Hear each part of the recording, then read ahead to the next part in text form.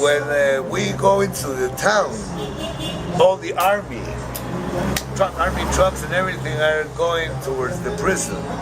But El Gato, the guy that came, this is a miracle, says, hey, I know the place that we can go hide.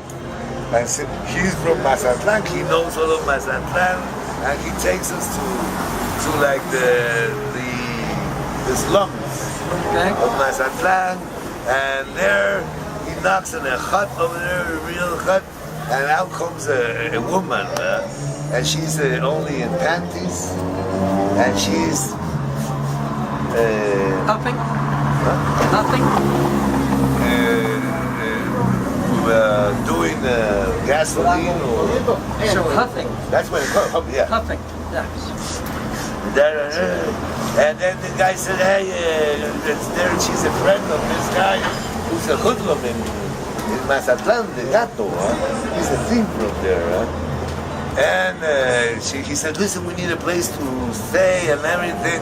And the guy said, yeah, come in, fellows. And we go in and we stay there the first night of the prison break. Next day, early arrives a guy, comes in and it's her brother. And her brother happens to be a cop.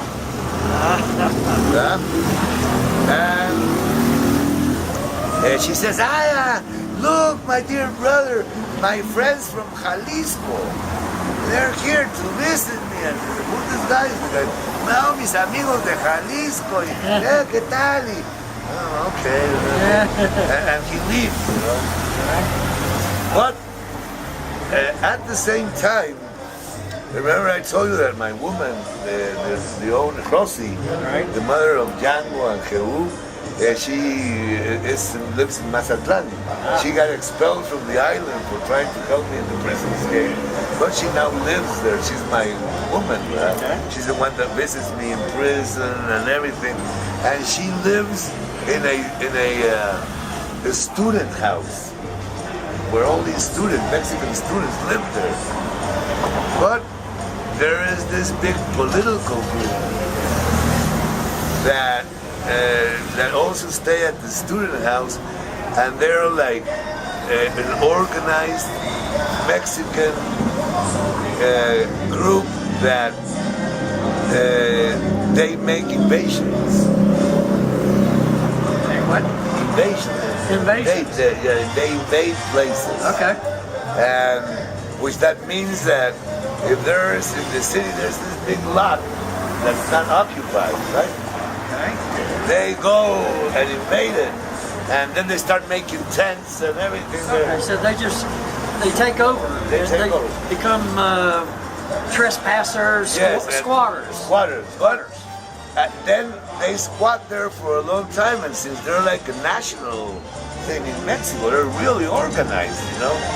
So they, at the end, they get the government winds up them giving them the land where they go squat, you know. And it's a real organized group. So that's where Rosie lives, where some of those guys live also.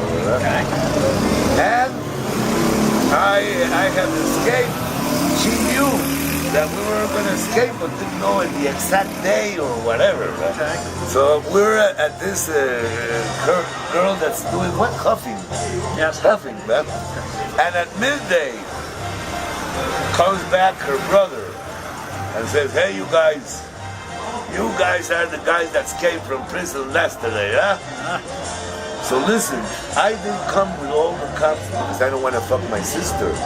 But you got an hour. You gotta get out of town. An hour to get out of here, or I'm coming with the cop. And I say, hey, thank you, brother. I am out of here. And I called Rosie, huh? I said, Rosie, I escaped last night. I got an hour. And everything. And we have to need a place to go and everything. And she goes to the leaders of the squat system, But they all, the idea they have of me is that I'm a political prisoner. because I was a guerrilla in Guatemala, and I'm always fighting with the authorities of so they don't take me as a regular criminal prisoner. They say that this is a Guatemalan guerrilla. He used to be a commander in Guatemala. They have like respect for me, what my wife has told them. You're just not a street criminal. Yeah, because they always said, if you were being a street criminal, we will never help.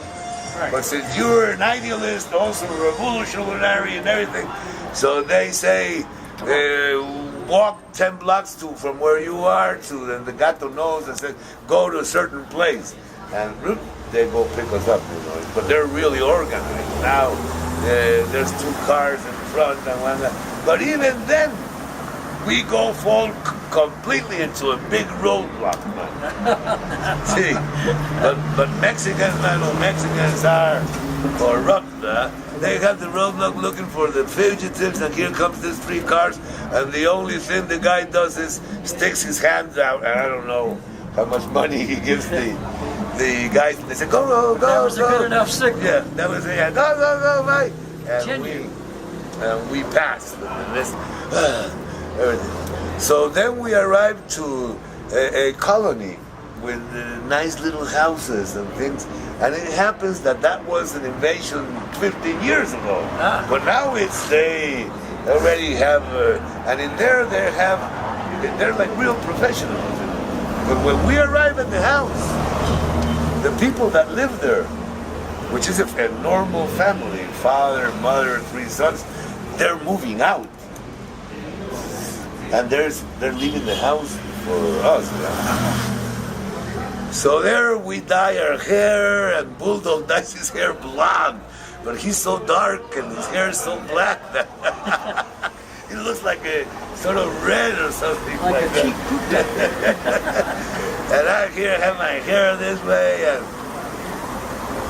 and we go to, we can, like after several days of being there, they inform us that things are getting very hot and that they're You've got done, to move. and I have to move. So I moved to the house of a prisoner that was with me in prison but had gone free 1 week earlier. Okay. But this guy, George, let me interrupt for a moment. What happened to the other people that went to the mountains? You went to the town and they went to the mountains, right? They went to the mountains. At this time, I know nothing about them. Right. But so I go to that house and stay in the house of this guy who had been in prison, and I stay there one night, and the next day I go to a big shopping center where they have a thing where you go in and put some money and it takes photographs of you. Okay. Yeah, all 3 of us go there because we're falsifying Mexican IDs. Yeah? And there we're photographing ourselves, and I look like that, and I see the head bodyguard of the prison runs into the shopping center. And like that, and he's looking around, but he hasn't seen us, and cops start getting, and so I realized the guy where we stay that has snitched us, that we're there. So we barely leave The mall. the mall and go out running the blocks,